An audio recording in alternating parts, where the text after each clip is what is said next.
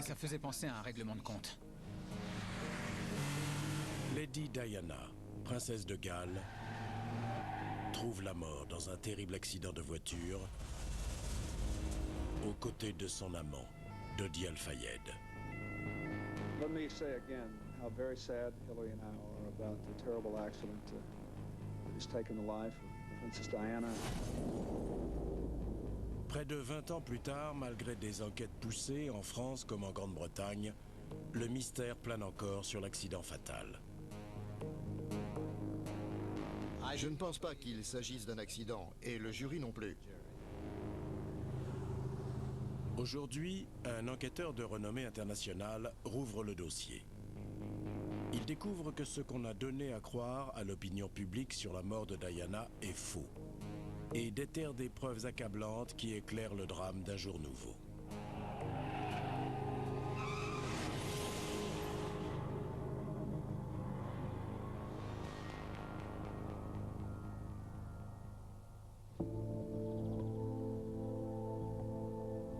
Colin McLaren, détective australien, est rompu aux enquêtes criminelles.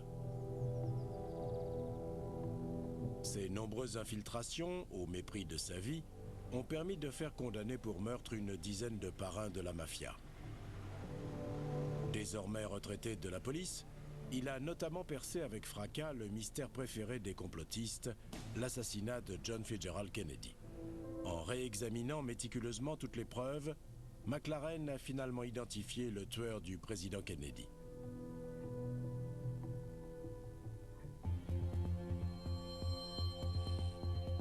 Aujourd'hui, il met ses talents exceptionnels au service d'une affaire qui conserve tous ses secrets depuis 20 ans, la mort de la princesse Diana. 3 grosses enquêtes en France et en Grande-Bretagne ont passé au crible tous les détails du drame. Pourtant, en examinant leurs résultats, McLaren fait émerger d'épineuses questions. Y avait-il une mystérieuse voiture blanche dans le tunnel au moment de l'accident? Est-elle à l'origine de la tragédie qui a tué Diana? Comment a-t-elle pu s'évanouir dans la nature? Et surtout, pourquoi n'apparaît-elle pas dans les archives? Un enquêteur n'aime pas les questions sans réponse. Et au-delà de ça, il n'aime pas les théories du complot. Mon but, c'est de démonter la théorie pour trouver la vérité. Il faut d'abord faire le point sur ce que l'on sait déjà. En cette soirée du 30 août 1997, la princesse Diana et son amant, Dodi Al-Fayed, dînent au Ritz à Paris, un hôtel qui appartient au père de Dodi, le milliardaire Mohamed Al-Fayed. Peu après minuit, ils décident de rentrer à l'appartement de Dodi tout proche. Pour éviter les paparazzis massés à l'extérieur, Dodi décide de partir par la porte de service, puis dans une voiture de location conduite par le responsable de la sécurité de l'hôtel. Les paparazzis s'en aperçoivent et se lancent aux trousses de la Mercedes du couple. À minuit 25, la berline roule à toute allure sous le pont de l'Alma, mais elle quitte sa trajectoire et s'écrase contre un pilier.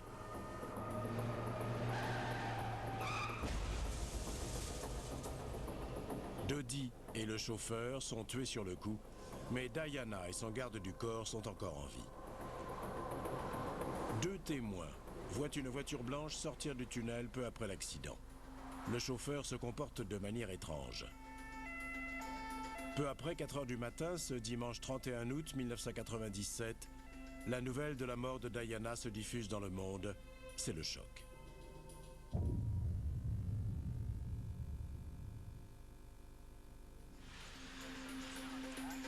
À 15 000 km de là, à Melbourne, en Australie, McLaren suit, incrédule, les informations. À l'époque, il est maître de conférence en gestion de scènes de crime au très réputé centre de formation de la police australienne. Il ne comprend pas les méthodes de la police française. La police française a arrêté 7 paparazzis pour homicide. Il n'est donc pas logique qu'elle ait traité le drame comme un simple accident de la route. C'était une scène de crime. Malgré cela, elle a jeté la Mercedes, la première pièce à conviction, dans la benne d'un camion de dépannage qui l'a brinque-ballé dans tout Paris. Des tas de preuves ont pu tomber à ce moment-là. Ensuite, la municipalité a balayé et nettoyé la scène de crime, avant de rouvrir le tunnel à la circulation au bout de 4 heures seulement. Au regard de la procédure et du traitement d'une scène de crime, c'est une aberration.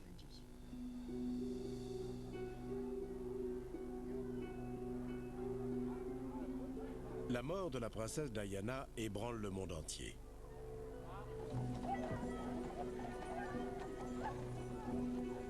2,5 milliards de personnes suivent ses obsèques. C'est un des événements les plus médiatisés de l'histoire.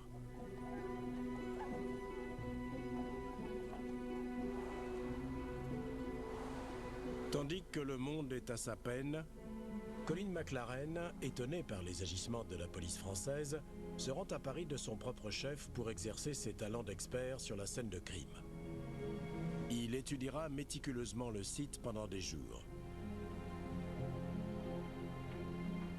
Aujourd'hui, 20 ans après les faits et le bouclage de 3 longues enquêtes dans 2 pays, McLaren peut enfin entamer ses investigations depuis sa base au cœur de Paris.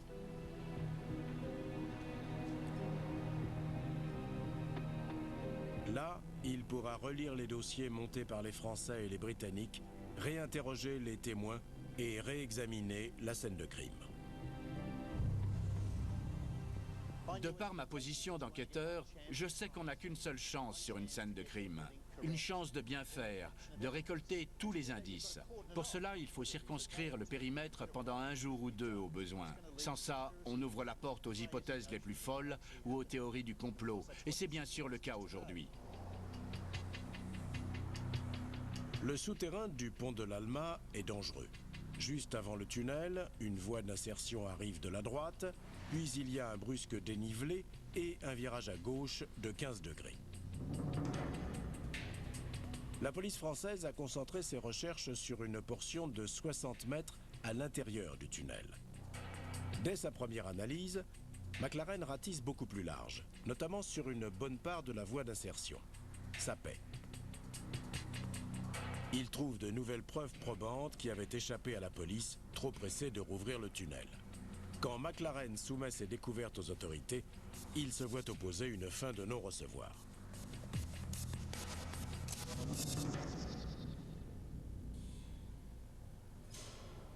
Peu après l'accident, les paparazzi sont accusés d'avoir traqué la princesse et ainsi provoqué sa mort.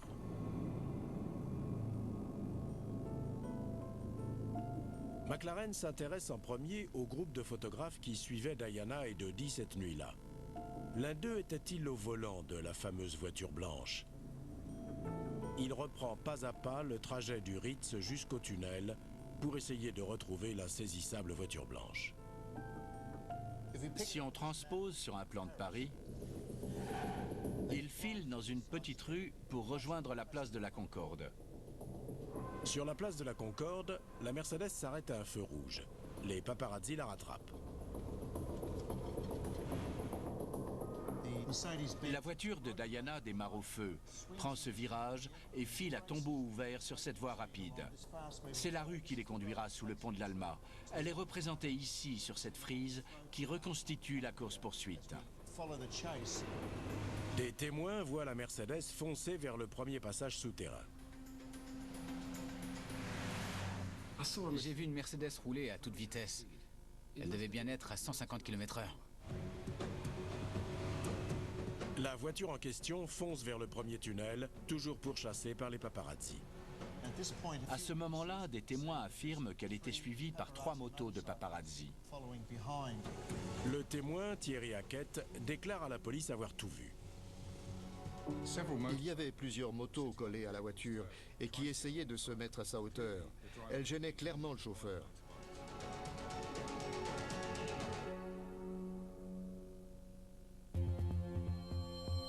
Mohamed Al-Fayed, le père de l'amant de Diana, est aussi l'employeur du chauffeur de la Mercedes.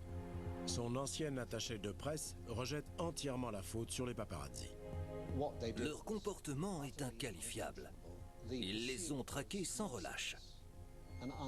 Leur conduite était dangereuse, puisqu'ils ont essayé de les arrêter ou de les ralentir pour prendre de meilleures photos.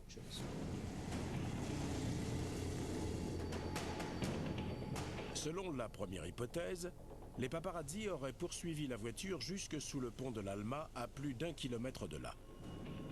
Leur flash aurait aveuglé le conducteur, le poussant à l'accident. D'après le clan Al-Fayed, cette photographie aurait été prise peu avant l'accident. On y voit Henry Paul au volant et à côté de lui, le garde du corps. Diana et Dodi sont à l'arrière.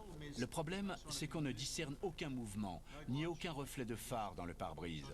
Je ne pense pas que cette photo ait été prise devant la Mercedes qui roulait. Il semblerait que l'image ait été prise derrière le Ritz, peu avant que la voiture démarre. Alors peut-être que la théorie du chauffeur aveuglé par les flashs ne tient plus. Les témoins disent avoir vu des motos autour de la voiture pendant la course folle. Pourtant, quand la police a arrêté les paparazzi après l'accident, elle n'a retrouvé aucun cliché de la voiture en fuite dans leurs appareils. Comment est-ce possible ?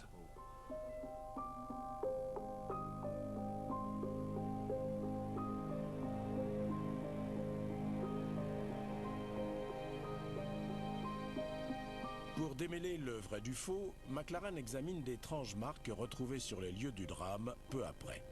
Des indices qui ont échappé à la police. Juste là, sur la chaussée, j'ai trouvé 2 traces de pneus parallèles, d'un peu plus de 7 mètres de long. Elles semblaient toutes récentes. Bien sûr, je me suis demandé si ça pouvait être la marque d'une Mercedes. Alors je les ai mesurées, photographiées, et je me suis adressé à un professionnel. La distance entre les roues d'un même essieu s'appelle la voie. Elle permet d'identifier un véhicule. Vincent Messina, expert automobile et spécialiste de l'ABS, nous répond depuis l'Extrême-Orient. McLaren lui a fixé un rendez-vous vidéo pour analyser les mesures qu'il a prises devant le tunnel. Vincent, vous avez étudié mes mesures. Qu'en pensez-vous ? Ce modèle a une voie très large, à plus ou moins 1 mm de ce que vous avez mesuré. C'est rien. Au vu des traces de pneus, on a une voie d'1 m 18. J'en déduis donc qu'il s'agit très probablement d'une Mercedes. La largeur des pneus et l'écartement des traces de freinage correspondent tout à fait au modèle de voiture incriminé. Pouvez-vous déterminer la vitesse de la Mercedes au moment où elle a laissé ses marques? Elle était équipée d'un des premiers systèmes ABS Bosch.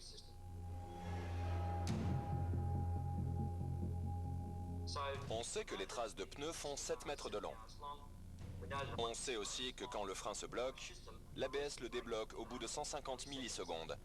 Du coup, on en arrive à la déduction que la voiture devait rouler à environ 167 km/h. Pour que la voiture laisse des traces de freinage de 7 mètres en seulement 150 millisecondes, elle devait rouler à 167 km/h. Naturellement, avant de laisser ses traces, elle allait plus vite. Oui, un peu plus. Disons à peu près 180.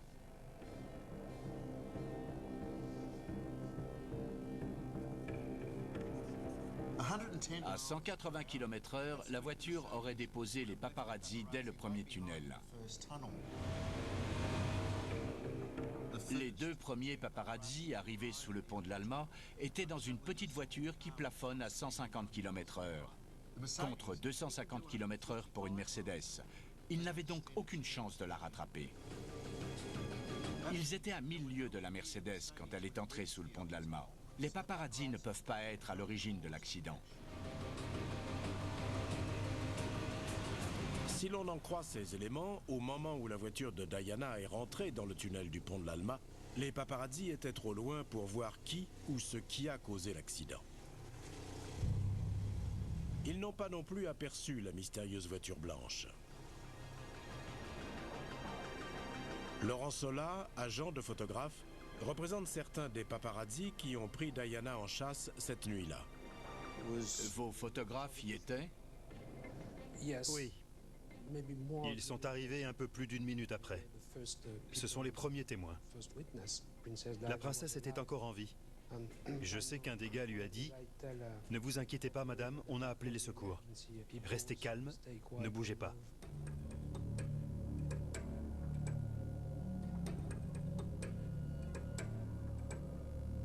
Les paparazzi sont alors accusés d'avoir entravé l'action des secours qui essayaient de sauver la vie de Diana. Devant la gravité de ses blessures, le moindre contretemps pouvait lui être fatal. Pour savoir ce qu'ont exactement fait les paparazzi cette nuit-là, McLaren va rencontrer le premier agent de police arrivé sur les lieux du drame. Il y avait une dizaine, 7, 8. Donc je les ai saisis.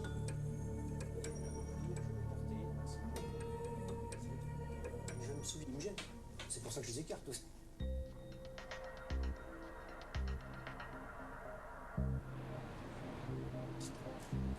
Les paparazzi n'ont donc pas gêné les secours, pas plus qu'ils n'ont causé l'accident puisqu'ils sont arrivés une bonne minute après les faits. Ces quelques secondes manquantes sont comme un trou noir, lors duquel la Mercedes a brusquement freiné sans que l'on sache pourquoi.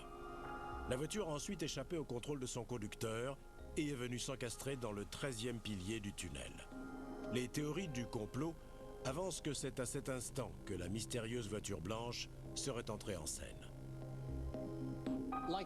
Comme tout le monde au début, je me suis dit que cette terrible tragédie à Paris était un horrible accident. Comment pouvait-il en être autrement? Mais très vite, certains faits m'ont porté à croire, même à contre-cœur, qu'il se tramait peut-être quelque chose et qu'on essayait de nous cacher la vérité.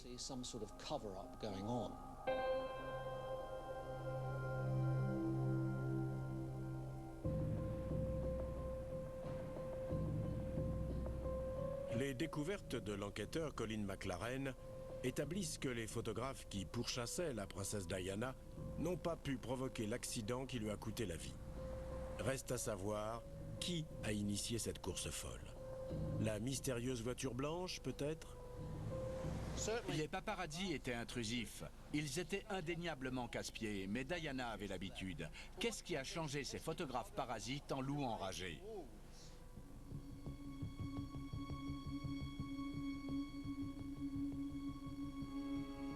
Diana est la femme la plus photographiée au monde. La jeune et belle épouse du futur roi d'Angleterre et mère de son successeur, le prince William, incarne pour des millions de personnes la princesse de contes de fées. Ses fans ne sont jamais rassasiés. Pourquoi a-t-elle tant déchaîné les passions? Elle avait ce petit quelque chose qui touchait les gens. C'était à la fois Hollywood et les feuilletons à l'eau de rose. Mais pas seulement. Les questions auxquelles elle s'est attaquée ont trouvé un écho dans le monde entier. Mais le conte de fées vole en éclats. Le prince Charles entretient depuis longtemps une relation avec une femme mariée, Camilla Parker Bowles. Diana et Charles divorcent en 1996, mais l'aura de Diana ne ternit pas. C'est Diana qui fascinait. Dès que les magazines ou les journaux la mettaient en couverture, ils se vendaient comme des petits pains. C'est justement une de ces unes qui déclenchera une réaction en chaîne et conduira à cette issue fatale dans le tunnel du pont de l'Alma. À l'été 1997, Diana ne chôme pas. Mohamed Al-Fayed, le propriétaire du Ritz à Paris et du grand magasin Harrods à Londres, l'invite avec ses enfants en vacances dans le sud de la France. Il demande ensuite à son fils aîné, Dodi, de venir divertir la princesse. Dodi Al-Fayed, alors âgé de 42 ans, est, grâce au soutien de son père, producteur de films. Quand Mohamed l'appelle, Dodi est à Paris avec sa fiancée Kelly Fisher. Ils ont prévu de se marier bientôt. Mais quand son père ordonne, Dodi s'exécute. Il abandonne donc Kelly à Paris et s'envole pour Saint-Tropez. Diana et les jeunes princes profitent des vacances. C'est aussi un franc succès pour Mohamed Al-Fayed, car Diana et Dodi s'entendent immédiatement. À tel point qu'une fois ses enfants ramenés en Angleterre, Diana retourne à 2 reprises dans le sud de la France pour y retrouver Dodi. Il aurait par ailleurs confié à son père la lourde tâche d'annoncer à sa fiancée que le mariage n'aurait pas lieu et qu'elle ne devait plus l'appeler. Flairant l'idylle naissante, les paparazzi ne quittent pas le couple d'une semelle. Et un jour, un photographe décroche le scoop. Il prend une photo qui agitera les médias du monde entier, le baiser de Dodi et Diana. Normalement, la Diana que je connaissais aurait remué ciel et terre pour que l'histoire ne sorte pas. Mais quelque chose me dit que ça ne la dérangeait pas. Diana ne s'oppose pas à la publication, et pour cause. Son compagnon depuis 2 ans, le docteur Asnat Khan, vient de rompre avec elle. Son histoire avec la femme la plus célèbre au monde est trop lourde à porter pour ce modeste médecin.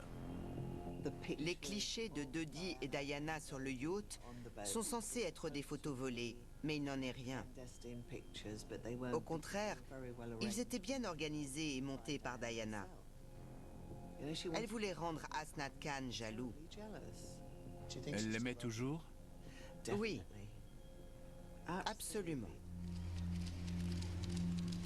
On a souvent reproché à Diana de se plaindre de la presse alors qu'elle en profitait largement. Beaucoup considèrent qu'elle se servait de la presse quand ça lui chantait. C'est paradoxal car ce sont les mêmes qui la critiquaient pour ça qui ne manquaient aucun article ou photo d'elle. Avant son histoire avec Dodi, Diana entretient avec les paparazzi une relation de bonne intelligence. Ils se font de l'argent grâce à elle et leurs photos lui permettent de rester dans la lumière, ce dont elle a besoin pour servir les causes qu'elle défend. Suite au baiser, ses rapports avec la presse changent du tout au tout. Cette fameuse photo s'est vendue 1 million de livres, si ce n'est plus. C'est un cliché que tous ceux qui suivaient la famille royale rêvaient de décrocher. Il fallait une photo de Diana avec son nouvel amant. C'est cette photo qui a déclenché la traque des journalistes, des paparazzi.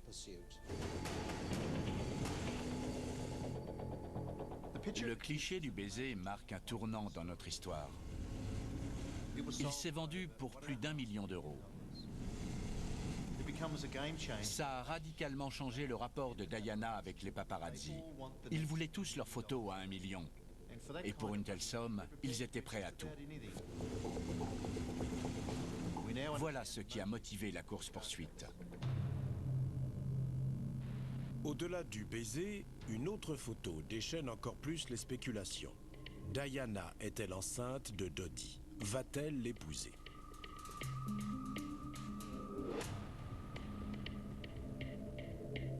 Les vacances terminées, Diana et Dodi rentrent à Paris et passent l'après-midi dans l'hôtel paternel, le Ritz. On voit sur les images de vidéosurveillance les paparazzi qui se rassemblent à l'extérieur. Pas question de manquer le moindre mouvement du couple star. Il pourrait y avoir un autre baiser, une bague, une annonce. Bien placé et au bon moment, un photographe pourrait se faire une fortune.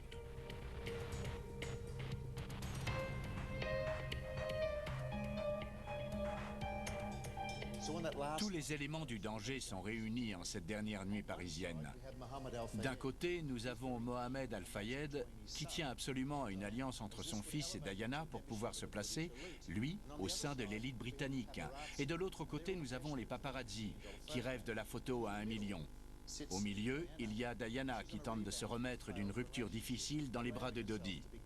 Ce dernier ayant, pour contenter son père et courtiser la princesse, abandonné sa fiancée. Ce soir-là, Dodi réserve dans un restaurant, mais les paparazzi ne leur laissant aucun répit, ils se réfugient au Ritz. Même là, ils ne dîneront pas en paix. Trevor Rhys-Jones, le garde du corps de Dodi, était au Ritz au moment des faits. Dans son autobiographie, il déclare que Diana a quitté la table en larmes peu après 22 heures. L'équipe de Dodi est alors prête à les escorter jusqu'à son appartement. Mais peu avant minuit, Dodie annonce qu'ils quitteront l'hôtel par la porte de service dans une voiture de location pour éviter la horde de paparazzi en furie. Il dit à sa sécurité de se servir des voitures garées devant l'hôtel pour leurrer les photographes. Les gardes du corps ne sont pas d'accord. Si le couple se déplace dans une seule voiture, il n'y aura aucun soutien en cas de problème. C'est le second facteur crucial de cette histoire. La décision de Dodie va avoir un effet domino aux conséquences désastreuses. La grande question est, pourquoi a-t-il changé ses plans à la dernière minute ? L'équipe de sécurité de Dodie est composée d'hommes d'expérience qui savent maintenir les paparazzis à distance. Quelle différence pouvait bien faire quelques photos de plus alors que Diana s'était déjà affichée publiquement au bras de Dodie ? Peut-être celui-ci voulait-il lui prouver qu'il était maître de ses décisions et qu'il pouvait s'affranchir de son père en sortant par la petite porte et faire en sorte qu'aucun cliché ne le montre quittant le Ritz avec la princesse. Dans son autobiographie, le garde du corps, Trevor Rhys-Jones, affirme que Dodie avait prétendu avoir l'aval de son père pour modifier les plans de départ, ce que Mohamed Al-Fayed a depuis démenti. À minuit 17, une berline Mercedes S280 se gare à l'arrière de l'hôtel. Une poignée de photographes qui surveillaient la porte de service voient Diana et Dodie monter dans la voiture et partir en trombe. Mes photographes l'ont vu démarrer plein pot.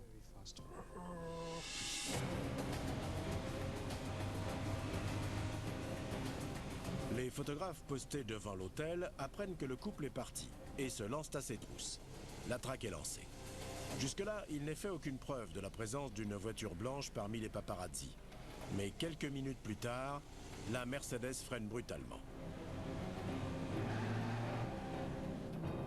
Les faits qui vont suivre alimentent les plus folles théories du complot depuis 20 ans.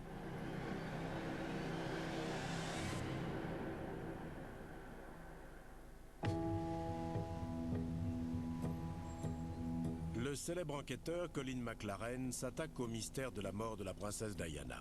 Il sait que la Mercedes qui la conduisait a semé les paparazzis bien avant d'atteindre le pont de l'Alma. Cependant, juste aux abords du tunnel, elle a été contrainte de freiner sèchement.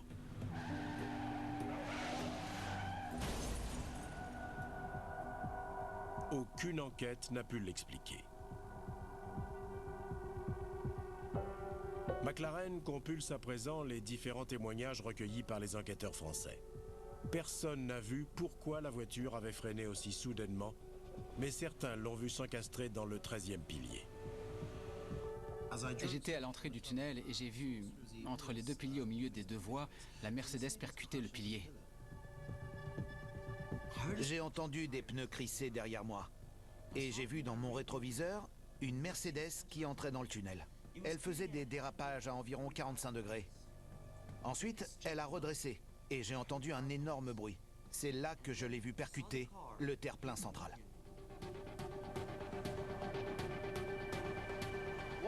Le témoignage de Medjadi est intéressant, car il a entendu les crissements de pneus avant que la Mercedes entre dans le tunnel. C'est sans doute le coup de frein que certains témoins évoquent dans cette zone-là, et qui correspondrait aux traces de pneus de 7 mètres que j'ai retrouvées. Certains témoins ont juste entendu l'accident. J'ai entendu un énorme bruit, puis un gros crissement de pneus. Et après, un deuxième impact très fort. Aucun de ces témoins n'a vu ce qui a forcé la Mercedes à freiner si brusquement, ni ce qui l'a poussé à l'accident. Aucun d'entre eux n'a vu de petites voitures blanches entrer dans le tunnel. Toutefois, 2 personnes l'ont vu sortir en toute hâte du tunnel peu après l'accident, éraflé et cabossé. La police ne l'a jamais retrouvé. La presse et le public sont prompts à élaborer leurs propres hypothèses quant à ce qui s'est passé. La première théorie du complot émerge 2 heures seulement après le drame. Bien vite, plus de 36 000 sites web relaient la rumeur d'un coup monté.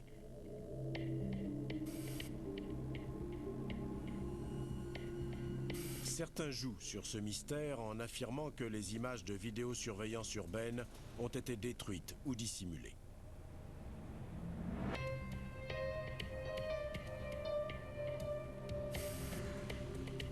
Le fait qu'il manque ces images est pour le moins curieux. Il y a 10 caméras de surveillance entre le Ritz et le pont de l'Alma.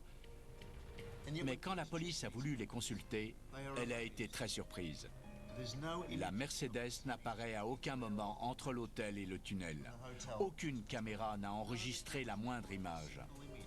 Comment cela est-il possible dans une capitale européenne moderne? En France, les lois qui encadrent le droit à l'image sur la voie publique sont très strictes. Les caméras qui se trouvent entre le Ritz et le pont de l'Alma sont exclusivement tournées vers les entreprises et résidences privées. Il y a bien une caméra dans le tunnel, mais la nuit de l'accident, elle ne fonctionnait pas.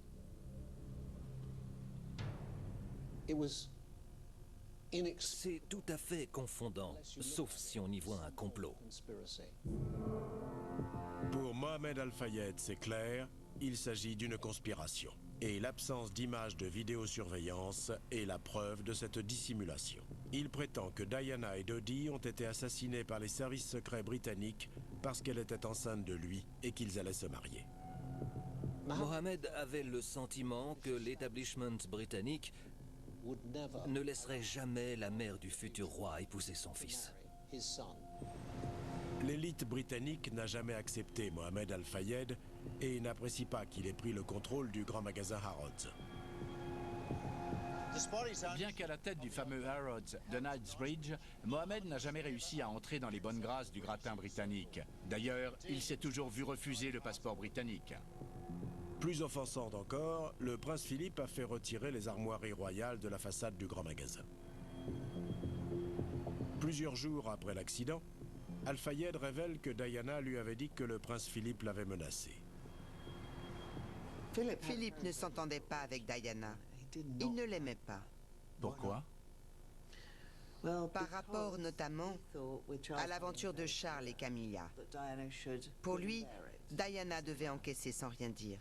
Mais ce n'était pas son genre. Elle a eu donc une liaison avec James Hewitt. Philippe l'a traité de tous les noms. Il n'a jamais été tendre. Elle était très peinée. Fayed tient sa revanche. Il s'est largement répandu sur le fait qu'il pensait que la famille royale, et en particulier le prince Philippe, ainsi que les services secrets, étaient derrière ce complot. Les accusations d'Al-Fayed défient le sens commun, mais un étonnant document ressort. C'est le compte-rendu d'une conversation entre Diana et Lord Mishcon, un éminent avocat. Elle confie être persuadée que la famille royale veut se débarrasser d'elle. McLaren a retrouvé le document aux archives nationales. Diana a eu le pressentiment qu'un accident de voiture serait orchestré par la famille royale. Mishcon a consigné cet échange par écrit et c'est daté d'octobre 1995, soit près de 2 ans avant la mort de la princesse. D'après son Altesse royale, des sources sûres lui auraient rapporté qu'il était envisagé qu'elle ait un accident de voiture provoqué par une rupture volontaire des freins, par exemple, qui la blesse ou l'affecte au point qu'elle soit déclarée inapte. Des accusations qui pourraient paraître fantaisistes si elles n'étaient sous-tendues par un profond désaccord entre Diana et le gouvernement britannique. La campagne de Diana en faveur de l'interdiction des mines antipersonnelles commence à prendre une résonance internationale, ce qui n'est pas du goût de l'industrie de la défense britannique. Elle était considérée comme une menace parce qu'évidemment la Grande-Bretagne est un des 3 plus gros exportateurs d'armes au monde. I am committed to supporting in whatever way I can the international campaign to outlaw these dreadful weapons. Ils ne voulaient pas que quelqu'un vienne saper leur petit commerce. La vente de mines terrestres rapporte gros, très gros. Un membre du Parlement déplore ouvertement les interventions de Diana. La politique du gouvernement en matière de mines terrestres est très scrupuleuse et les déclarations de la princesse de Galles vont à l'encontre de cette politique. Il y a tout un tas de gens qui n'appréciaient pas les positions de Diana. C'était un électron libre. Pourquoi ne reste-t-elle pas en dehors de sujets qu'elle ne connaît pas? Il voulait la faire taire. D'un côté, on a Diana qui raconte que la famille royale veut se débarrasser d'elle en mettant en scène un accident de voiture. Et de l'autre, on a Mohamed Al-Fayed qui déclare après l'accident que c'est ce qui s'est passé. Mais peut-on vraiment orchestrer un tel acte? Si Diana coûtait aux entreprises d'armement des millions de dollars en exportation, on peut imaginer que quelqu'un ait voulu la neutraliser. Qui se sentait menacé au point de devoir faire quelque chose? Je ne pense pas qu'il s'agisse d'un accident, et le jury non plus. Les traces de freinage prennent un jour plus sinistre encore. McLaren se replonge alors dans le témoignage de ceux qui auraient vu les éléments d'un acte délibéré. François Levistre abordait la sortie du tunnel cette nuit-là quand il a vu des faits troublants dans son rétroviseur. J'ai vu une voiture entourée de motos. Une des motos a fait une queue de poisson à la Mercedes. Il y a eu une grande lumière blanche et la voiture s'est mise à zigzaguer. Et puis ça a été l'accident. Ça faisait penser à un règlement de compte. J'ai continué à rouler. J'avais peur qu'on s'en prenne à moi. Un autre témoin, dans une voiture qui roulait derrière la Mercedes, a assisté à quelque chose de très similaire. J'ai vu une grosse lumière. Et ensuite, comme si quelque chose heurtait autre chose. Un boom. Et ensuite un crissement. Si la voiture de Diana a pu freiner aussi bien, c'est que les freins étaient en bon état et donc pas trafiqués, comme elle le craignait. Cependant, les autorités britanniques ne balaient pas cette hypothèse.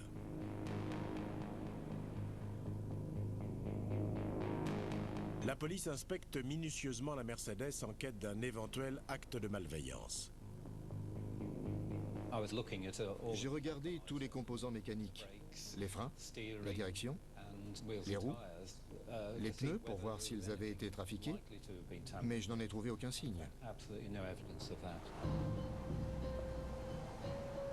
Nous avons des témoins qui parlent d'une lumière aveuglante à l'intérieur du tunnel, d'autres qui évoquent un assassinat, un règlement de compte. Tout cela devient presque cinématographique. Mais le fantasme du complot prend des accents de réalité quand un ancien espion vient témoigner.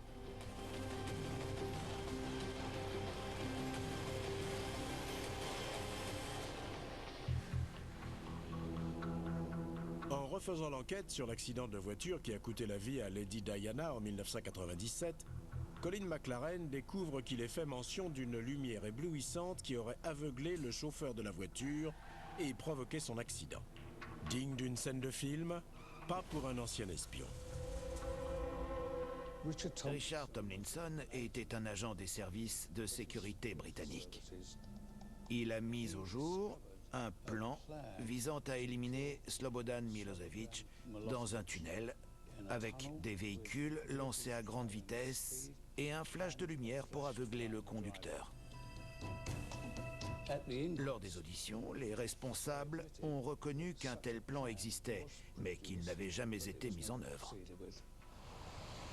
Si, comme le prétend Mohamed Al-Fayed, les services secrets britanniques avaient dû tuer Diana, ils n'auraient certainement pas suivi un mode opératoire qu'ils avaient préalablement rejeté. Alors quelle est cette lumière aperçue dans le tunnel? C'est normal qu'il y ait eu de la lumière, car la voiture avait ses phares. Elle a percuté un pilier avant de partir en tête à queue. La lumière a jailli dans tous les sens. Un autre témoin dit avoir vu la Mercedes cernée par deux véhicules sombres. J'ai remarqué deux voitures et une moto qui se suivaient de très près et qui roulaient vite. La première voiture était de couleur sombre et la deuxième, c'était la Mercedes noire. La police française retrouve et interroge les conducteurs de la voiture et de la moto vus par Benoît Bourra. Le propriétaire de la voiture dit aux enquêteurs qu'il a vu la Mercedes s'engager à toute vitesse dans le tunnel derrière lui. De peur qu'elle ne le percute, il a accéléré pour lui échapper. Le motard déclare qu'il a appelé les secours et essayé d'aider Diana. Son témoignage se révélera totalement faux. Il est donc éliminé de la liste des témoins.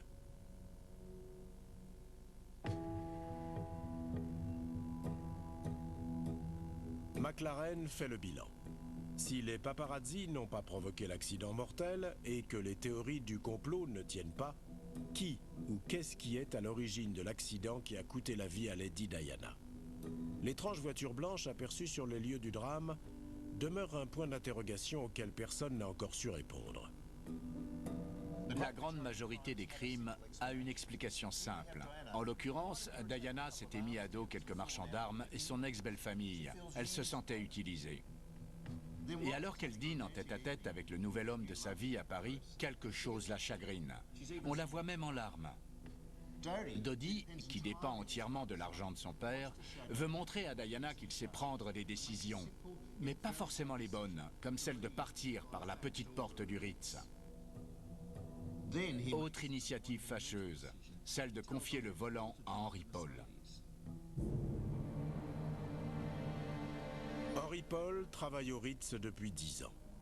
Il a été promu au rang de directeur adjoint de la sécurité de l'hôtel. C'est un homme de confiance employé par Mohamed Al-Fayed. Alors quand Dodie envisage de quitter l'hôtel dans la Mercedes de location, c'est tout naturellement qu'il demande à Paul de conduire. Mais une semaine après l'accident, un journal britannique n'hésite pas à présenter Henry Paul comme le responsable de la mort de la princesse Diana. Al-Fayed demande immédiatement à son chef de la sécurité d'impliquer les services secrets français dans le projet d'assassinat de Dodie et Diana. Les titres sont sortis avant même que les prélèvements d'Henry Paul soient analysés. C'est une fuite des autorités françaises. Quand les résultats des tests sanguins d'Henry Paul sont rendus publics, il confirme les gros titres. En France, la limite légale pour conduire est fixée à 0,5 g d'alcool par litre de sang. La concentration d'alcool relevée chez Henry Paul était d'1,74 g, soit plus de 3 fois la limite. Henry Paul dépasse de 3,5 fois la limite et pourtant, personne ne semble rien remarquer. On le voit sur les images marcher tout à fait normalement. Il échange même avec la princesse Diana et Dodie Al-Fayed. Visiblement, ils n'ont pas eu l'impression qu'il était ivre. Sinon, il ne serait certainement pas monté dans sa voiture. Les proches d'Henry Paul jurent que ce n'était pas un gros buveur. Il avait une consommation normale. Moi, pourtant je le fréquentais, on va pas dire assidûment, je ne l'ai jamais vu ivre. Un autre élément troublant viendrait étayer la thèse de Mohamed Al-Fayed, selon laquelle les échantillons de sang du chauffeur auraient été échangés. Le médecin d'Henry Paul déclare qu'il souffrait de dépression et qu'il veillait à ne pas trop boire. Elle lui avait d'ailleurs prescrit un antidépresseur et un médicament contre la dépendance à l'alcool. Au moment de l'accident, il prenait ces deux médicaments. À mon avis, l'échantillon de sang a été échangé, car on n'y retrouve aucune trace de ces médicaments. Ce n'est donc pas son sang, car il ne contient pas ces molécules. Les échantillons de sang ont-ils pu être échangés? Les enquêteurs français découvrent alors que la personne qui a effectué les prélèvements n'a même pas pris la peine d'étiqueter les fioles. Elles ont été laissées au frais jusqu'au lendemain et c'est là qu'une autre personne les a étiquetées. Il est donc possible qu'elles aient été échangées. Mais pourquoi quelqu'un voudrait-il échanger les échantillons de sang d'Henry Paul? Al-Fayed affirme que c'était pour incriminer son chauffeur, car s'il était ivre, c'était la couverture idéale pour les services secrets britanniques. Face à ces accusations, les autorités françaises ordonnent un nouveau prélèvement de sang chez Henry Paul. Les premières analyses n'ont révélé aucune trace de médicaments, les deuxièmes, si. Et les résultats sont explosifs. La deuxième analyse de sang prouve qu'Henry Paul était bien 3,5 fois au-dessus de la limite autorisée et sous traitement. Un cocktail détonnant quand il s'agit de conduire, quelle que soit la vitesse. Al-Fayed modifie alors sa stratégie.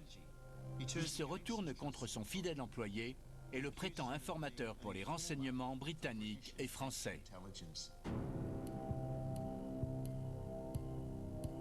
Al-Fayed affirme que c'est Henry Paul qui a persuadé son fils de sortir par la porte de service du Ritz et d'emprunter le tunnel du pont de l'Alma où Dodi et Diana couraient à une mort certaine. Cependant, un employé de l'hôtel déclare que Dodi est d'abord venu informer un de ses collègues de son intention de sortir par la petite porte et que celui-ci ne devait en prévenir qu'Henry Paul. Ce qui démontre que ce dernier ignorait tout du plan en amont. Il est aussi très peu probable qu'Henry Paul, qui n'était pas chauffeur professionnel, accepte de participer à un complot qui pouvait lui coûter la vie. Les allégations d'Al-Fayed ne tiennent pas, mais McLaren ne peut les écarter tant qu'il n'a pas répondu aux questions qui minent cette affaire. Qu'est devenue la mystérieuse voiture blanche? Pourquoi n'a-t-elle jamais été retrouvée? La réponse à ces questions va encore épaissir le mystère.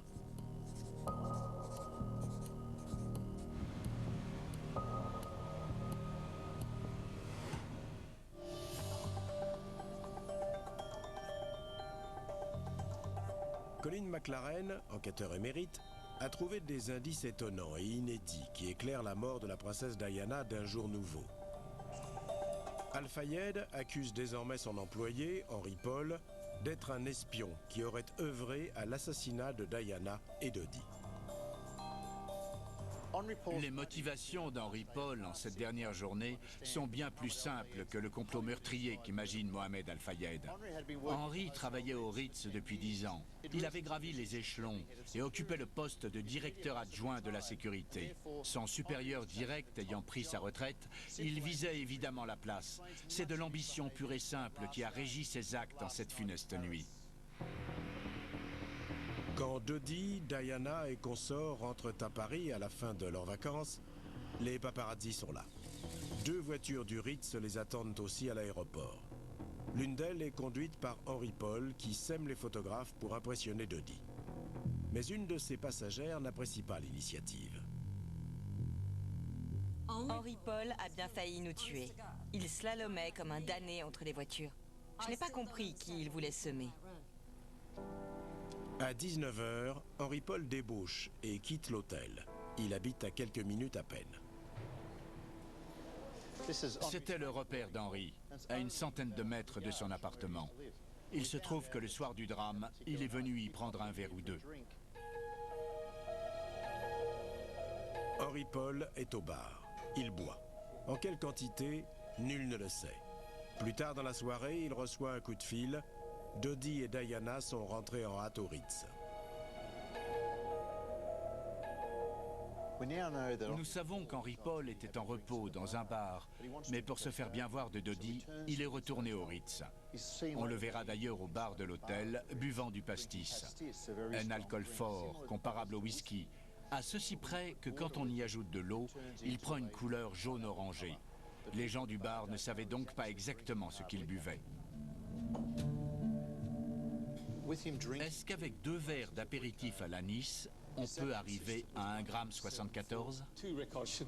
Non, il n'aurait pas eu cette concentration d'alcool avec 2 verres, parce qu'une partie aurait déjà été métabolisée, consommée.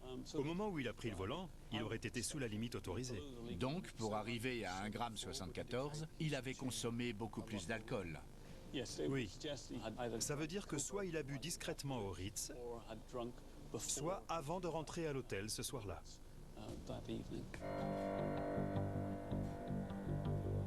Henry Paul a beaucoup bu, mais il parvient à donner le change à ceux qui le croisent.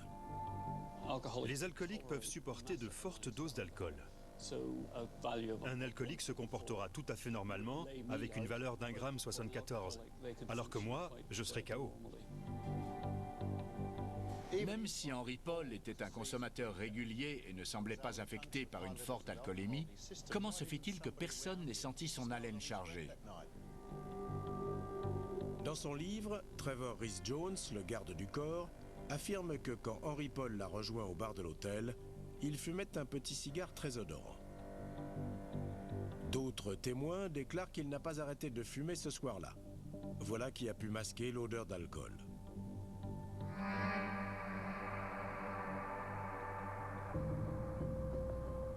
À ce stade de la soirée, les gardes du corps et les chauffeurs d'Al-Fayed attendent les ordres pour ramener le couple à l'appartement de Dodi, où il doit passer la nuit. Et les gardes du corps avaient un protocole bien rodé. Le couple devait être dans un véhicule conduit par un chauffeur expérimenté, et leurs 2 gardes du corps dans une autre voiture qui les suivait de près. Et ça marchait bien. À 22h30, les gardes du corps reçoivent un message qui les met en alerte. Dodi et Diana quitteront l'hôtel par la porte de derrière. Les 2 véhicules garés devant sont censés leurrer les paparazzis. La sécurité n'approuve pas ce changement de plan, car il n'y aura plus de protection rapprochée ou de véhicules de secours en cas d'imprévu. En outre, Dodi fait remplacer le chauffeur professionnel par Henry Paul, qui est ivre. Henry Paul se croyait arrivé. Il avait gagné la confiance de Dodi. C'est alors que le comportement de Paul devient étrange. L'homme, d'ordinaire si discret et réservé, sort provoquer les paparazzis. Il leur a dit « N'essayez pas de nous suivre, vous nous rattraperez pas ». Un des gars s'est dit « Bien sûr, Henry Paul était saoul ». Les analyses de sang ont déjà révélé qu'Henry Paul était au-delà de la limite. Son comportement montre qu'il perdait le contrôle. Peu après minuit, une berline Mercedes S280 se gare derrière l'hôtel. Quelques secondes plus tard, Dodi, Diana, Henry Paul et Trevor Rhys-Jones rejoignent la voiture. Ce plan était biaisé depuis le départ. Il a été imaginé par un homme qui voulait impressionner sa princesse, et on sait qu'Henry Paul avait bu une bonne partie de la journée. Sûrs de pouvoir semer les paparazzis, ils ont foncé dans la nuit à une vitesse ahurissante et sans ceinture. Quelque temps plus tard, les paparazzis sont à leur trousse. Ils rattrapent la Mercedes à un feu rouge de la place de la Concorde.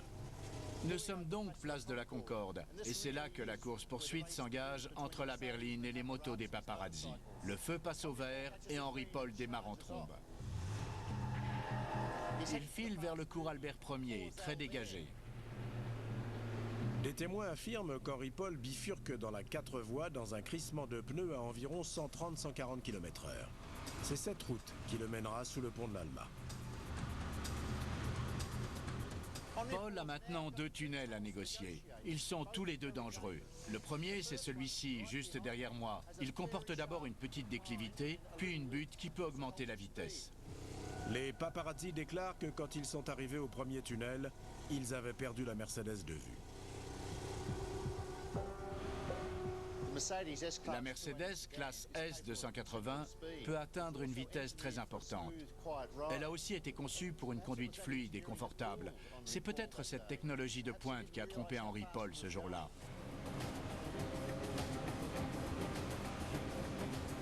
Par miracle, Henry Paul efface le premier tunnel sans encombre.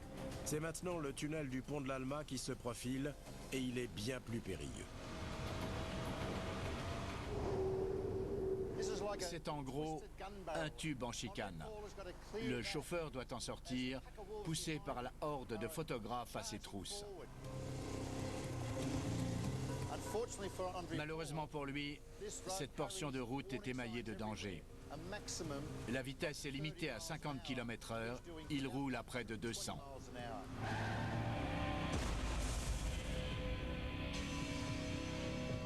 Contingenté par l'urgence de rouvrir cette artère très passante, la police française ne concentre ses recherches que sur une zone de 60 mètres à l'intérieur du tunnel. Pourquoi a-t-elle restreint ses recherches à l'intérieur du tunnel? Pourquoi a-t-elle rouvert le tunnel à la circulation si rapidement après le drame? J'étais certain qu'on était passé à côté de preuves essentielles. J'avais raison. Pendant que la police passe au crible les lieux de l'accident, un passant tend aux agents un bout de plastique orange qu'il a retrouvé par terre.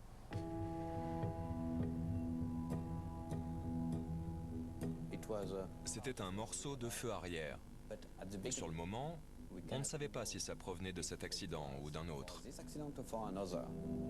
Ce petit morceau de plastique va radicalement changer le cours de l'enquête et permettre de lever le voile sur l'énigme de la voiture blanche.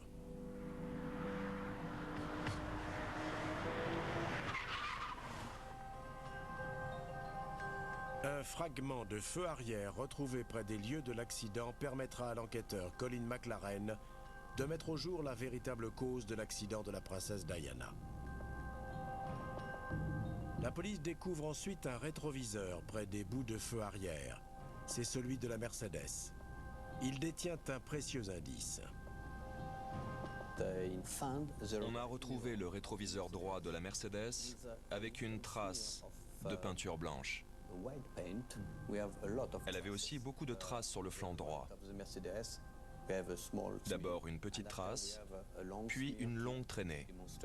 Ça prouve qu'il y a eu contact à l'entrée du tunnel entre la Mercedes et un autre véhicule. La Mercedes est entrée en collision avec une autre voiture, une voiture blanche. Après les traces de pneus et les résidus de gomme retrouvés par McLaren, cet élément vient compléter le puzzle. Le colonel Touron explique à McLaren que son équipe a cherché pendant des jours de quelle voiture pouvait provenir cette peinture blanche. Elle a trouvé. Nous avons une méthode pour analyser même un éclat de peinture. Grâce à la spectroscopie infrarouge, on obtient un spectre. On a comparé ce spectre au panel de peinture qu'on a au labo. Et il s'est avéré qu'il s'agissait de la couleur Bianco Corfu 224. Touron découvre alors que cette peinture n'est utilisée que par un fabricant de voitures. C'était la peinture exclusive de la Fiat Uno. On a donc identifié une Fiat Uno. La peinture blanche de code Bianco Corfu 224 n'a été appliquée que sur les Fiat Uno construites entre 1983 et 1987. La police peut à présent resserrer ses recherches. Les enquêteurs français dressent alors un déroulé des faits tels qu'ils les imaginent. Tandis que la Mercedes fonce vers le tunnel, une Fiat Uno blanche s'insère à faible allure sur la voie principale par la bretelle d'accès. Aucun témoin ne l'a vue avant cela. Puis elle descend la petite déclivité pour entrer dans le tunnel, où elle se fait rattraper par Henri Paul. Il tente de l'éviter, mais les effets d'une vitesse excessive et de l'alcool associé aux médicaments altèrent ses réflexes. Il érafle le flanc de la Fiat et perd son rétroviseur droit. Pour la police, la collision se serait produite là où elle a retrouvé le fameux rétroviseur et les morceaux de feu arrière, à environ 8 mètres à l'intérieur du tunnel. Si l'on positionne la Fiat Uno près du mur, et à côté de cette Fiat, la Mercedes, et qu'on pointe un laser dans la direction du 13e pilier, on obtient une ligne droite qui relie l'entrée du tunnel au 13e pilier. Pour McLaren, ça ne colle pas. À ce moment-là, la Mercedes roulait à 110-130 km/h. L'inertie aurait propulsé le rétroviseur et les morceaux de feu bien plus loin dans le tunnel. Les débris de la collision ont été retrouvés à 8 mètres à l'intérieur du tunnel, ce qui veut dire que l'impact s'est produit bien en amont. Cela explique-t-il enfin les étranges traces de pneus au sommet de la butte ? Je pense que c'est ici que la Mercedes et la Fiat se sont percutées, soit 60 mètres avant le tunnel, là où j'ai retrouvé les traces de pneus. Si l'on applique le principe élémentaire de établissant que tout contact laisse une trace, j'ai reconstitué pas à pas ce qu'il est advenu de la Mercedes.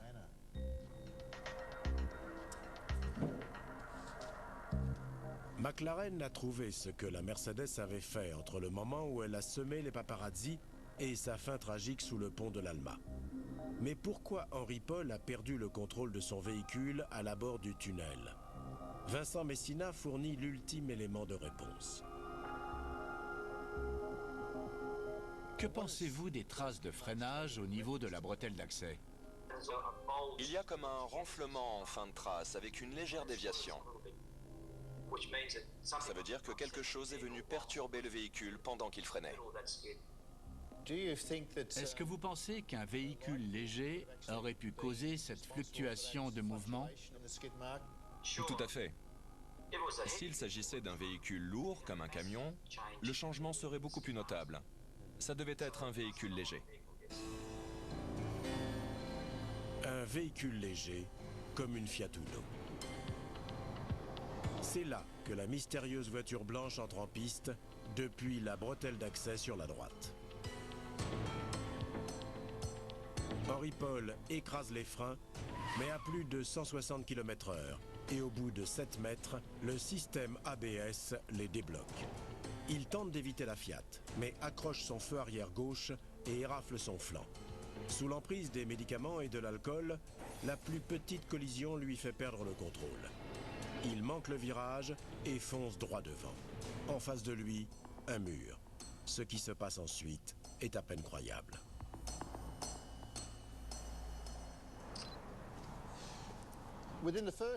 La première heure de mon premier jour à Paris en 1997, j'ai remarqué ces marques ici, sur le bord de cette dalle en béton. Ce sont des résidus de gomme qui allaient de là à là. Il semblait qu'ils avaient été déposés là quelques heures seulement auparavant.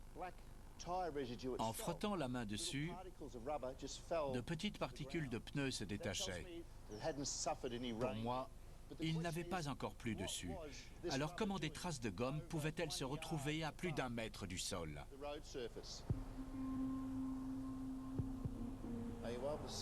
Au regard des traces de freinage et des résidus de gomme sur la dalle, êtes-vous en mesure d'établir un lien entre les deux? Quand on zoome sur les traces de pneus, on voit qu'elles sont tournées vers le muret. Il est donc plus que probable qu'il s'agisse du point de contact avec le véhicule. Mais il se trouve à plus d'1 mètre du sol. C'est haut quand même.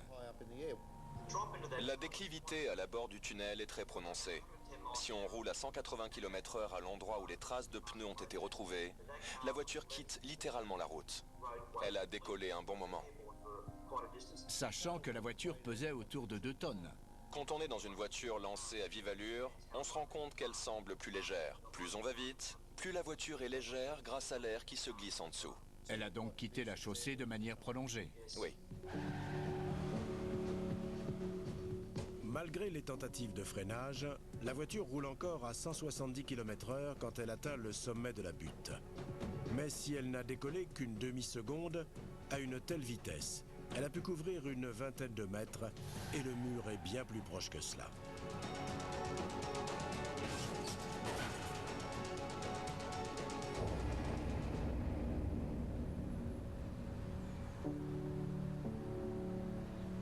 McLaren veut maintenant soumettre ses découvertes à un homme qui sait comment se comporte un bolide à pleine vitesse.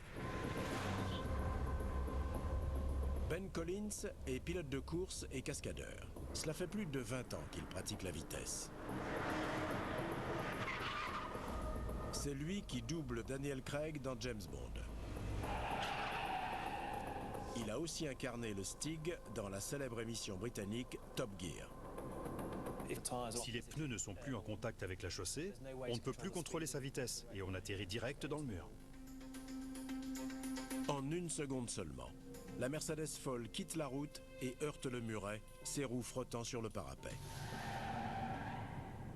3 mètres au-delà des résidus de gomme, j'ai trouvé sur le bord de la dalle des sillons récents qui allaient de droite à gauche, comme si quelque chose l'avait percuté en entrant dans le tunnel. La voiture ne trouve aucune adhérence sur le muret et retombe lourdement au sol. Là, tout en bas, au niveau de la chaussée, j'ai retrouvé ces fameux sillons, mais aussi des traces en demi-lune qui m'ont fait penser à des jantes. Il n'y a que le pneu avant droit qui comportait une déchirure ou une coupure d'environ 10 cm. Oui. Qu'est-ce que ça nous dit de cet accident?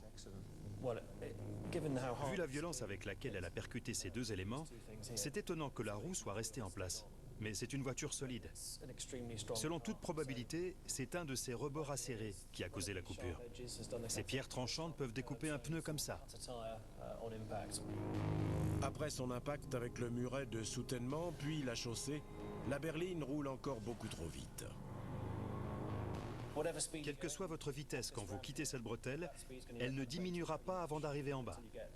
Vous perdrez peut-être 15-20 km/h suite au choc, mais l'angle est trop oblique. Ça ne suffit pas. Ça ne marche pas. Henry Paul tente désespérément de reprendre le contrôle de la voiture, mais avec un pneu crevé à l'avant, c'est très difficile. La Mercedes fonce encore à 100-110 km/h. Son sort est scellé.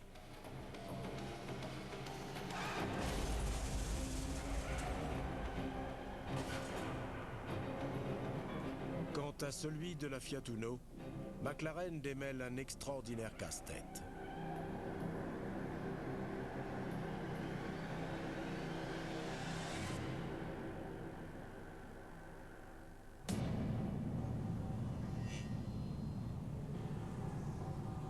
L'enquêteur Colin McLaren a découvert pourquoi la Mercedes qui transportait Lady Diana a dû freiner brusquement à l'approche du tunnel du pont de l'Alma. Une petite voiture blanche s'est insérée devant elle. Henry Paul, qui roulait à plus de 160 km/h, l'a percuté et perdu le contrôle de son véhicule. Il n'y a pas beaucoup de gens qui se sortiraient d'une telle situation. Parce que même sans manœuvre d'évitement, avec un freinage d'urgence, le volant à redresser, il y a un énorme transfert de masse qui empêche de bien maîtriser la voiture. La berline percute le 13e pilier, puis par effet rebond, traverse la chaussée pour s'encastrer dans le mur face à son sens de circulation. La Fiat Uno blanche disparaît dans la nuit, laissant derrière elle une nuée de questions sans réponse et déclenchant une traque éperdue. Mohamed Al-Fayed avance que la disparition de la Fiat est la preuve qu'elle a été utilisée par les services secrets britanniques pour provoquer l'accident qui a coûté la vie à Diana et Dodi. Je débloquerai 1 million de livres la semaine prochaine. Cette somme reviendra à quiconque pourra aider à retrouver le propriétaire de la Fiat. Il est évident qu'Al-Fayed sautait sur la moindre occasion d'étayer sa théorie du complot. Au début, j'y ai vu l'acte désespéré d'un père en deuil qui s'en prend à tout le monde. C'était compréhensible, mais finalement, je me suis dit qu'il se jouait peut-être autre chose. McLaren demande à Christian Curtil, l'avocat qui a représenté Trevor Rhys-Jones dans l'enquête française, pourquoi un homme d'affaires aussi puissant que Mohamed Al-Fayed s'est complu dans une telle théorie du complot. Selon moi, il voulait éviter que le Ritz soit jugé responsable et donc poursuivi. On ne peut pas être propriétaire du fameux hôtel, d'une entreprise automobile ou le chef de la sécurité de l'hôtel sans être responsable de quoi que ce soit. Vous diriez donc que la responsabilité incombe à la personne qui a changé de plan cette nuit-là? Pour moi, la responsabilité incombe à l'hôtel. Tout le monde savait évidemment qui séjournait et comment organiser la sécurité. La société de location de voitures n'aurait pas dû laisser un homme saoul et inexpérimenté prendre le volant. Quand un employé commet un crime ou se rend responsable de quelque chose, l'entreprise qui l'emploie est également responsable, et le propriétaire de l'entreprise aussi.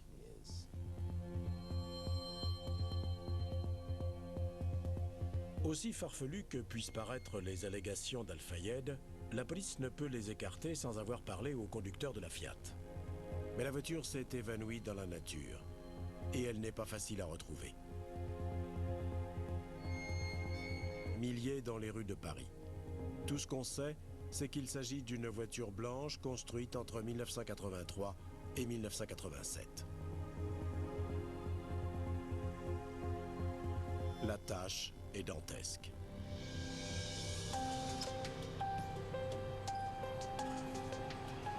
Les archives téléphoniques de la police révèlent une piste inattendue. Parmi les centaines d'appels reçus après la tragédie, une interlocutrice parle d'une Fiat Uno blanche qu'elle aurait aperçue avec son mari quittant le tunnel la nuit du drame. Colin McLaren la retrouve à Paris.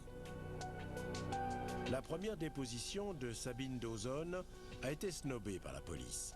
Pourtant, McLaren pense que ces révélations sont la clé du mystère. Vous étiez à Paris, c'est cela? Oui, nous étions à Paris. Pouvez-vous me montrer sur la carte à quel endroit vous avez vu la Fiat blanche? Oui, on venait de dîner de ce côté, sur la rive gauche. On traversait le pont de l'Alma un peu après minuit. Et juste là, au bout du tunnel, on a vu la Fiat Uno. Derrière la Fiat, Sabine se rend vite compte que le conducteur a un problème. Il zigzaguait. On pensait qu'il était ivre. La mère de Sabine a une Fiat Uno blanche, elle y prête donc particulièrement attention. J'ai vu que la voiture était cabossée et sa peinture éraflée. Sabine et son mari dépassent la Fiat en perdition et en profitent pour bien regarder le conducteur. Il était petit. Il avait les cheveux noirs et courts. Le teint mat. Il regardait dans son rétroviseur comme si quelque chose le perturbait. Il était comme ça pour essayer de voir derrière. Il avait l'air calme, ivre ou plutôt agité? Plutôt agité. Sur la banquette arrière, il y avait un gros chien. Il portait une muselière orange. Sur les plaques d'immatriculation de l'époque figurait le numéro de département. Sabine se souvient qu'il s'agissait de la région parisienne. Je me souviens qu'elle était immatriculée dans le 92 ou le 78, dans ce coin-là. Vous êtes sûr que c'était une voiture de la région? Certaine. Très bien. Ces deux départements comptent 4500 Fiat Uno. La police entame un travail de fourmi. Il faut retrouver le conducteur de la Fiat.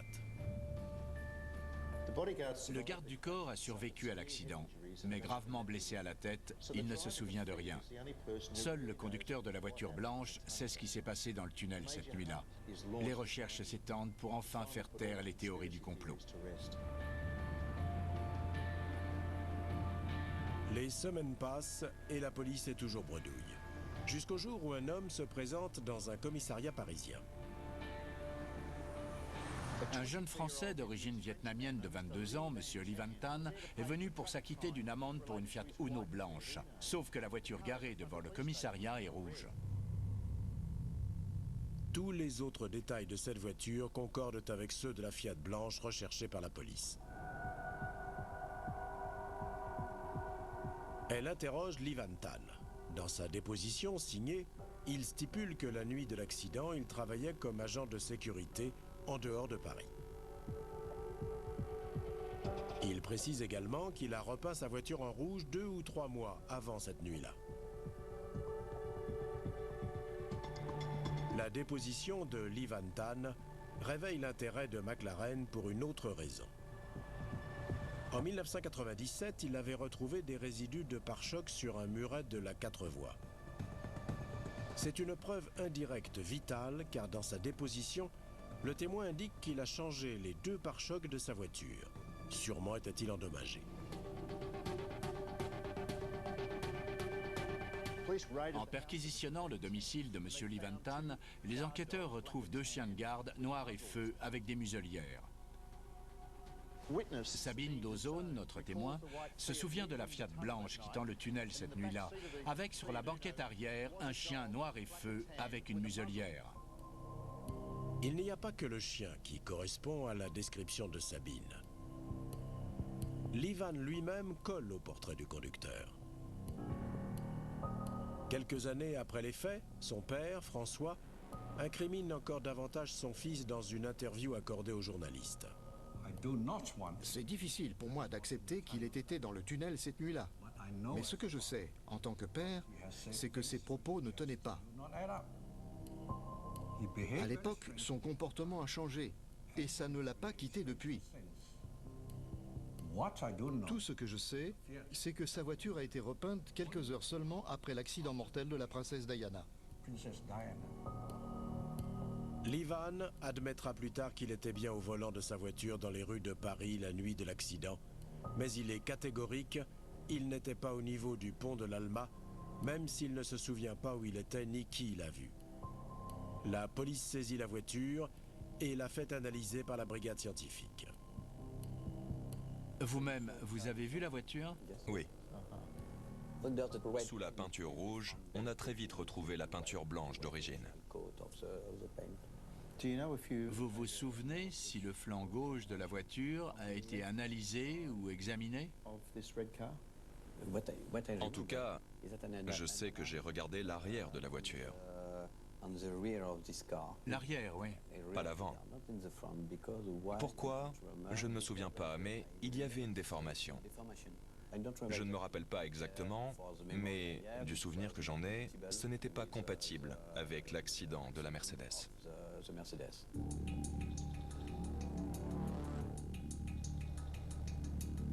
Je lui ai demandé s'il avait analysé le flanc gauche de la voiture de Lee Van Tan, et il m'a répondu qu'il avait regardé l'arrière, ce qui n'est pas logique. Si le rétroviseur droit et l'aile droite de la Mercedes comportaient les traces de peinture de la Fiat, pourquoi ne pas examiner le flanc gauche de la Fiat? La police précise ensuite que la Fiat de Lee Van Tan possédait encore la lentille d'origine de son feu arrière. Si la voiture avait été impliquée dans l'accident, celle-ci aurait été remplacée. Devant ces arguments et sans relever des traces de choc et éraflures de la Fiat, Lee Van Tan est écarté de l'enquête.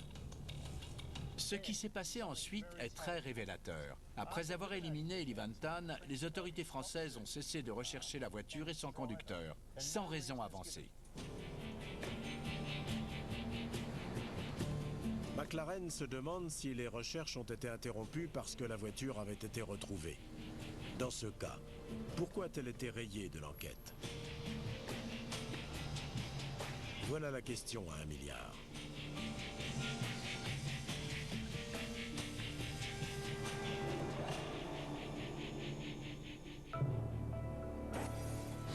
Notre enquêteur Colin McLaren a démontré que la Mercedes de Lady Diana avait percuté une Fiat Uno blanche à l'extérieur du tunnel. Devenue incontrôlable, la berline s'est ensuite écrasée contre un pilier. La Fiat, quant à elle, a disparu. 5 ans après l'enquête française, la police métropolitaine britannique s'intéresse de près aux théories du complot qui entourent la mort de la princesse de Galles. C'est l'opération Paget.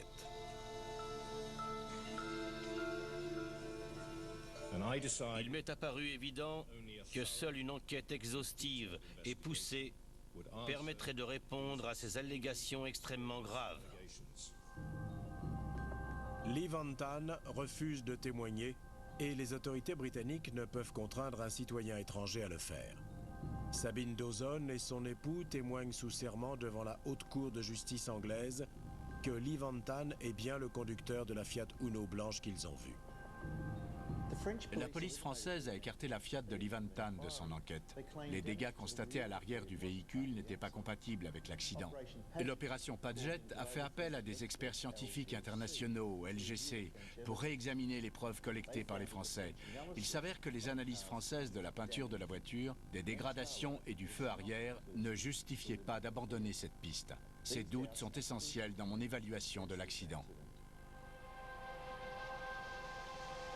4 ans et près de 9 millions d'euros plus tard, l'opération Paget conclut qu'il n'y a aucune preuve de conspiration contre la princesse Diana. Il n'existait aucun complot visant à assassiner les occupants de la voiture. Il s'agit d'un malheureux accident. Avant que l'opération Paget ne termine son rapport, une troisième enquête se penche sur l'accident du pont de l'Alma. L'enquête du coroner britannique sur la mort de Lady Diana s'ouvre en janvier 2007.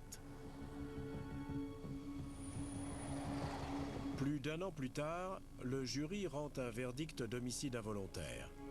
Il impute la mort de Diana à la conduite inconséquente d'Henry Paul et des autres véhicules à leur trousse.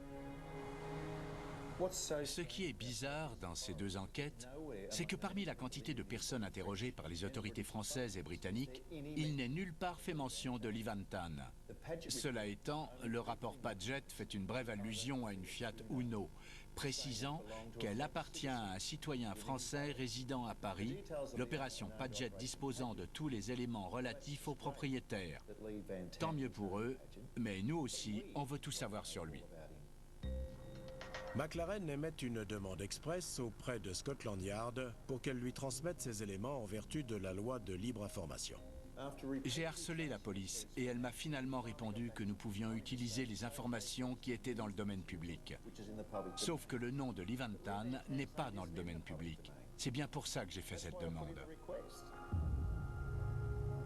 Je veux savoir pourquoi Lee Van Tan ne figure dans aucune des deux enquêtes britanniques. Ils tenaient leurs éléments de la police française. Il faut donc que j'accède au dossier français. Le dossier français n'est pas accessible au public. McLaren se tourne alors vers ses sources non officielles.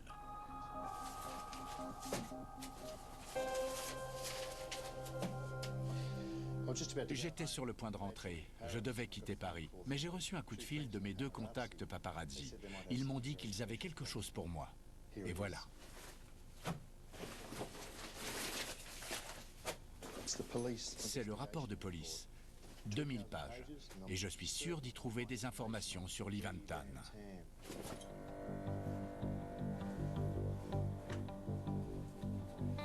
McLaren épluche le rapport à la recherche du fameux Lee Van Tan, mais là encore, il se heurte à un mur. Il n'apparaît nulle part. A-t-il été effacé du dossier parce qu'il n'était pas dans le tunnel au moment de l'accident, ou pour une autre raison? Le témoignage qui relie Lee Van Tan au lieu du drame est irréfutable. Sabine Dawson et son mari l'ont tous les deux identifié comme étant le conducteur de la Fiat blanche qu'ils ont vu à la sortie du tunnel. Il possède un chien qui ressemble à celui qu'ils ont vu et sa plaque d'immatriculation correspond au numéro de département dont Sabine se souvient. Et même si Lee Van Tan le nie, son père affirme qu'il a repeint sa voiture juste après l'accident. Le groupe d'experts internationaux mandaté par l'opération Padgett affirme que la voiture de Lee Van Tan ne peut être définitivement écartée de l'enquête. Mais la police française assure que Lee Van Tan n'était pas dans le tunnel parce que son feu arrière gauche est de l'année et du modèle d'origine. Pour la police française, si c'était la voiture de Lee Van Tan, sa lentille de feu arrière aurait été changée. Elle oublie juste qu'il aurait très facilement pu la remplacer par une lentille d'occasion du même modèle.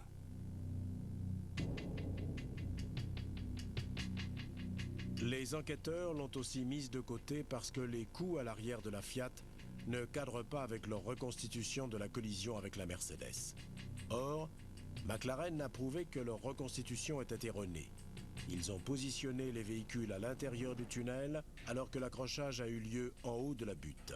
Un tout autre faisceau de circonstances qui modifie le point d'impact entre les deux véhicules.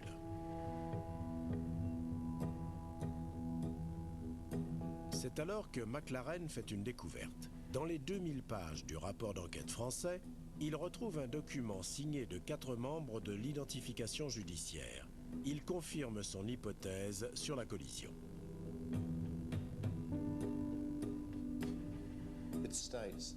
Il est écrit que le contact entre ces deux véhicules n'a pu être qu'un contact entre l'aile et la portière avant droite de la Mercedes et l'arrière gauche d'un véhicule Fiat Uno. Sur ces photos, on voit bien les éraflures sur l'aile avant droite et la portière de la Mercedes, comme le stipule le document. Il est aussi écrit que l'arrière gauche de la Fiat Uno a pu être endommagée pendant la collision.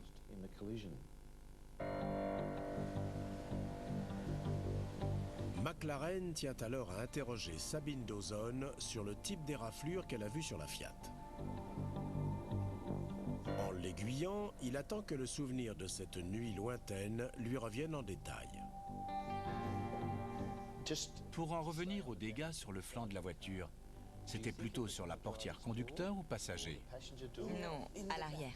Depuis le feu arrière jusqu'à... Derrière le conducteur, sur la gauche. D'accord. Des éraflures. À l'arrière de la voiture. Très bien. Maintenant, je vais dessiner une voiture qui sera notre Fiat.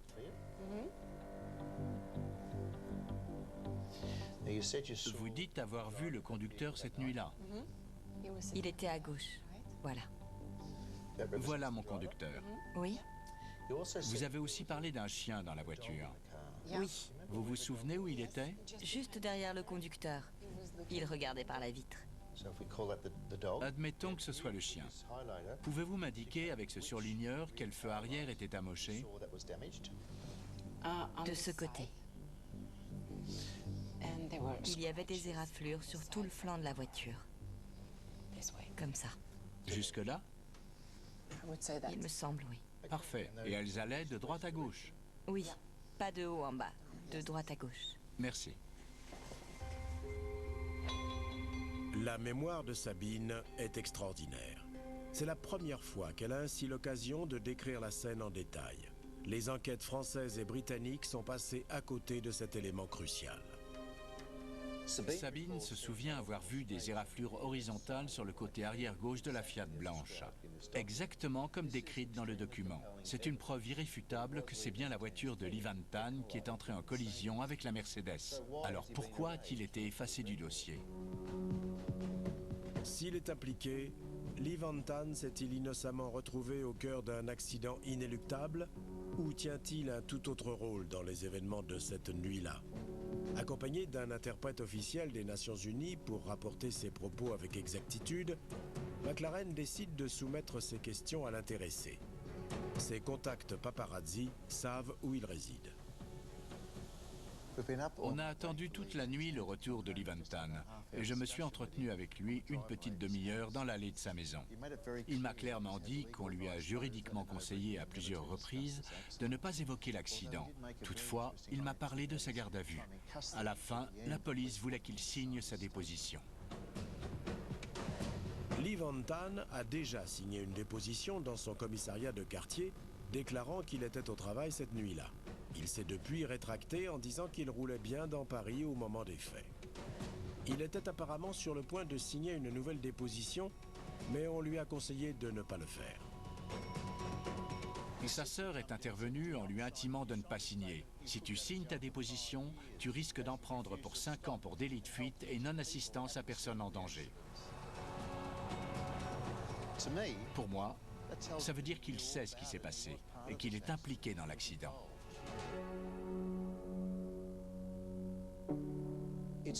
Je trouve fort étrange qu'innocent, comme il dit l'être, il ne se soit pas présenté spontanément pour dire « J'ai bien été accroché par cette Mercedes noire, je suis innocent, je suis désolé, j'aurais dû parler plus tôt. » S'il l'avait fait, il n'y aurait pas eu de question.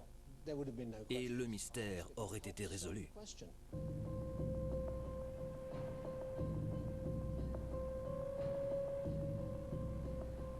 Les producteurs du documentaire ont écrit à Lee Van Tan pour lui demander une réaction à ces découvertes. Il n'a pas répondu. La question qui pèse sur cette affaire depuis 20 ans a finalement trouvé réponse.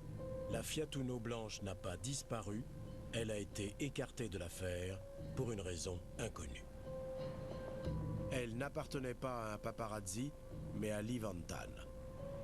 Alors pourquoi a-t-elle été éliminée de l'enquête et pourquoi le nom de cet homme ne figure dans aucun rapport? Peut-être est-il un informateur que la police garde sous le coude. C'est possible. Ou bien, tout simplement, il est innocent. Il s'est trouvé au mauvais endroit, au mauvais moment, et on veut le protéger des médias trop pressants. Quelles que soient les raisons, les gens ont le droit de savoir. La disparition tragique de la princesse Diana a plongé le monde dans le chagrin le plus profond. Pourtant, la façon dont les autorités ont choisi de traiter des éléments essentiels de l'accident qui l'a emporté alimente encore les hypothèses les plus folles et autres théories du complot. Ce qui enfonce davantage ceux qui l'aimaient dans une douloureuse incertitude.